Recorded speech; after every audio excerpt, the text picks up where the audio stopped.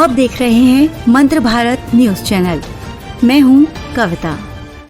प्रयागराज में पत्रकार एलन सिंह की नृशंस हत्या, कानून व्यवस्था पर उठे सवाल। प्रयागराज संगम नगरी प्रयागराज में कानून व्यवस्था एक बार फिर सवालों के घेरे में आ गई है। सिविल लाइंस इलाके में प्रसिद्ध पत्रकार एलन सिंह पर चाकू से हमला किया गया, जिसमें उनकी मौत हो गई। जानकारी के अनुसार हमलावरों ने पत्रकार पर 20 से 25 वार किए, जिससे उनकी मौके पर ही मौत हो गई। एलन सिंह लंबे समय तक समाचार चैनल के लिए पत्रकारिता करते रहे थे और अपने पेशे में सम्मानित माने जाते थे। इस घटना से पहले दलित रविंद्र कुमार की हत्या के बाद से ही इलाके में सुरक्षा और कानून व्यवस्था को लेकर नाराजगी बढ़ रही थी। अब पत्रकार की नृशंस हत्या ने प्रशासन की कार्यशैली पर गंभीर सवाल खड़े कर दिए हैं। प्रशासन ने इस घटना को चैलेंज के रूप में लिया और तत्काल कार्रवाई करते हुए आरोपी विशाल को मुठभेड़ में पैर में गोली मारकर गिरफ्तार किया और हॉस्पिटल में दाखिल कराया। आज दिनांक 23 अक्टूबर को शाम को हर्षोड़ी के पास में ये घटना की सूचना प्राप्त हुई थी कि एक व्यक्ति लक्ष्मीकांत उर्फ पप्पू, जिनके ऊपर कुछ बदमाशों के द्वारा हमला करके धारदार हथियार से उनको घायल किया, जिसके बाद उपचार के लिए उनको तत्काल SRN हॉस्पिटल लाया गया। इसमें उपचार के दौरान जो घायल थे उनकी मृत्यु हुई और इसी में जो वहाँ घटनास्थल से साक्ष्य कलेक्ट किए गए, जो विटनेसेस थे या आसपास लोग मौजूद थे, उनसे बातचीत की गई और तमाम जो सर्कमस्टेंसेस थे उसकी जानकारी की गई। तो ये ज्ञात हुआ कि आरोपी विशाल के द्वारा ये घटना कारित की गई अपने कुछ सहयोगी के साथ में। फिलहाल जो मुख्य आरोपी था विशाल, उसके द्वारा कुंदाबाद क्षेत्र से मछली बाजार से ये चाकू खरीदा गया था, जिससे उसके द्वारा मृतक पर धारदार हथियार से उसी चाकू से हमला किया गया था। और फिलहाल दबिश में जो विशाल है आरोपी, उसके पुलिस मुठभेड़ में उसको अरेस्ट किया गया है और मुठभेड़ में उसके 3 गोलियां लगी हैं उसके दोनों पैरों में और फिलहाल उसको हॉस्पिटल में एडमिट करवाया गया है और आगे जो साक्ष्य एकत्रित कर विधिक कार्रवाई की जाएगी, उसके सामने आगे रिमांड लिया जाएगा।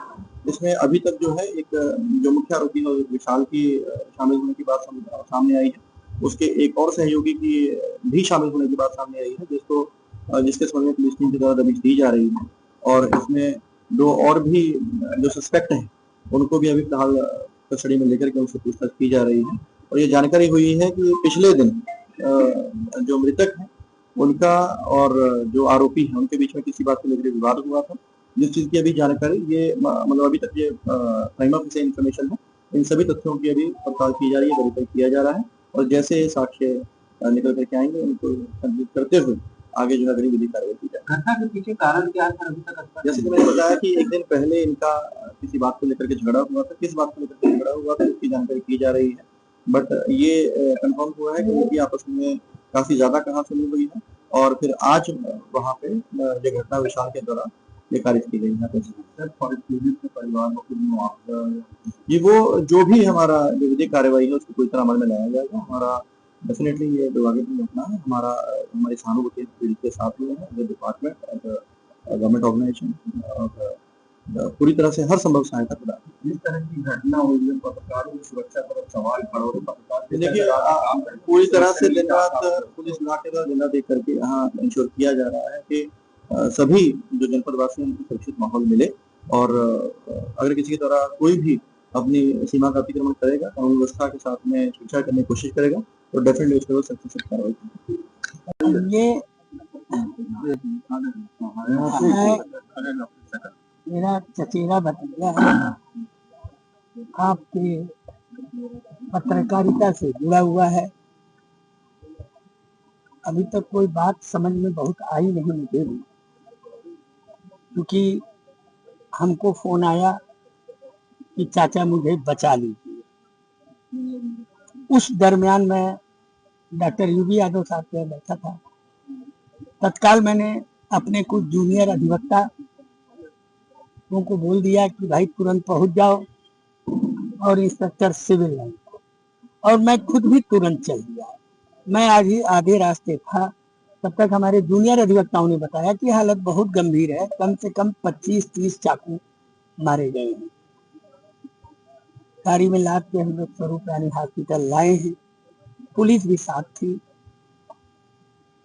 अब अभी तो पुलिस भी कुछ भी बताने में, जैसा आपने देखा पुलिस कमिश्नर अजय पाल शर्मा भी मौजूद थे। अभी क्या हालत है? मेरे ख्याल से तो आप 0 ही समझिए। अब क्या लगता है जब तक पत्रकार ऑफिशियल जिस तरह से पत्रकार सुरक्षित नहीं है, लगातार जिस तरह से प्रयागराज में घटनाएं हो रही है, पत्रकार भी सुरक्षित नहीं है। बिल्कुल, मैं इस चीज को एकदम गलत मानता हूँ कि पुलिस प्रशासन कम से कम इस बात की, पत्रकार अधिवक्ता इस टाइप के लोग के ऊपर अगर हमला होता है और इस तरह से, आप जान के रखिए कम से कम 25-30 बांका जो होता है चापड़, उससे काटा है। पूरा फुटेज देख लीजिए। उसके बस्ते में आपका ये कैमरा जो आप लिए हुए हैं ये भी है, मोबाइल्स हैं। कभी कोई विवाद किसी तरह की कोई रंजिश बताई थी? नहीं, कोई रंजिश तो नहीं बताई अब तक। केवल आज, मतलब ऐसे तो उसकी कोई रंजिश हमें लगता नहीं है। बाकी उनकी क्या है, उसका बच्चा है एकदम छोटा सा है अभी, और एक पत्नी है, अभी लड़का है, वो भी बहुत बताने की स्थिति में नहीं है। क्योंकि हम लोग भी भाई चाचा जरूर हैं, लेकिन अब आप भी जान रहे हैं, मैंने बोला ना कि चचारा भतीजा है, तो बहुत कुछ अंदरूनी तो मुझे भी अभी बहुत अवगत नहीं है। लेकिन पुलिस से बात हुई है, पुलिस मुझसे ये कही है कि कुछ न कुछ क्लू मिला है। हम लोग तत्काल रवाना हो रहे हैं, ये बात कह के इंस्पेक्टर और एसीपी गए हैं। अब बाकी तो आपके पुलिस कमिश्नर आए ही थे, वो अपने नहीं, मेरा तो ये है कि भाई कम से कम एटलीस्ट जिसने ये घटना घटाई उसे तत्काल अरेस्ट किया जाए और फिर कानूनी कार्रवाई किया जाए। क्योंकि अभी तो फुटेज होगा, तमाम चीजें होंगी, उससे भी देख सकते हैं कि कौन आदमी चापड़ लेके। किस तरीके से पत्रकार पर हमला बहुत हुआ जघन्य है, ये जघन्य अपराध है। इससे बढ़ के क्या होगा? प्रयागराज की कानून व्यवस्था को क्या? मैं वकील भी हूँ, मैं इस हाई कोर्ट का महासचिव भी रहा हूँ, इस हाई कोर्ट का अध्यक्ष भी रहा हूँ, मैं हर चीज से अवगत हूँ। क्या रात में आप निकलना सुरक्षित रहेंगे? बिल्कुल नहीं, अगर ये स्थिति है तो आप भी समझ ही रहे हैं कि बहुत कुछ अभी कहने की स्थिति में नहीं है। लेकिन जहाँ तक उसके स्थिति का सवाल है तो आप 0 मान के चलिए कि जी